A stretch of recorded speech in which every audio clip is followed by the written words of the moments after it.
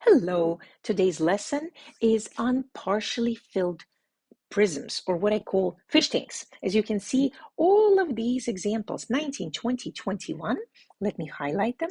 We're going to solve 19 and 20 and 21. And these examples are still quite easy because the book really helps you with coming up with equations. You will have examples, but you will need to make your own drawing and you will need to come up with your own equation. So here, let's just be led by this example. Rectangular container, I call them fish tanks, is 8 centimeters long and 5 centimeters wide. So what is given? Length is given and width is given. Fantastic. That's already a lot of information for us. And it contains 120 cubic centimeters of water. As we can see, the volume of the water is giving 120 centimeters cubed. Can we find the unknown height of the water? What it needs to be found? Height is question mark. So if we do know the volume and we can find the area, in this case of the bottom of this fish tank, the area is 40, of course, we can find the missing edge. In this case, the height, 120 divided by 40, and we know the height of the water in this tank is 3 centimeters. Okay, we can always find the missing height or length or width if we know the other dimensions and the total volume by using opposite operation. That was in a previous lesson. Again, we're dealing with the number 20. Rectangular container is 20 centimeters long, that's given, 10 centimeters wide, that's given, and contains a volume that is 2.5 liters of water. Is it filled to capacity? No, but that's okay. What is being asked? Find the height of the water. Find the height of the water. We can do that because we already know so many things. First, we can find the area of the bottom face. And of course, that area is 20 times 10, which is 200 centimeters squared. That's step number one. And now, how do we find the height? How do we find the height of the water? Well, we do know that 2.5 liters from our previous lesson is the same as 2,500 cubic centimeters. And that is our volume.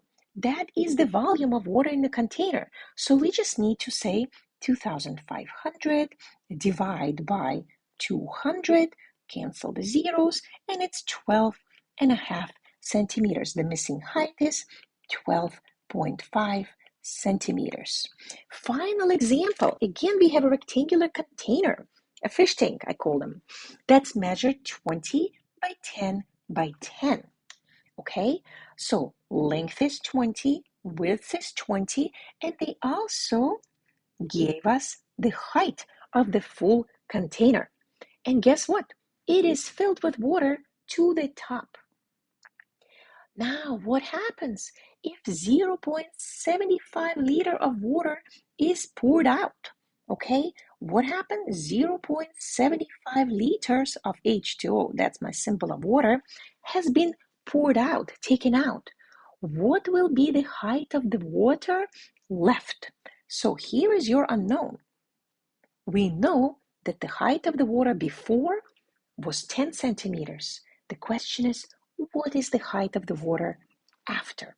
So there are multiple ways of solving this question, but let's first, it's definitely a multi-step approach. Step one, we know that 0.75 liters, let's write it down, 0.75 liters equals 750 cubic centimeters.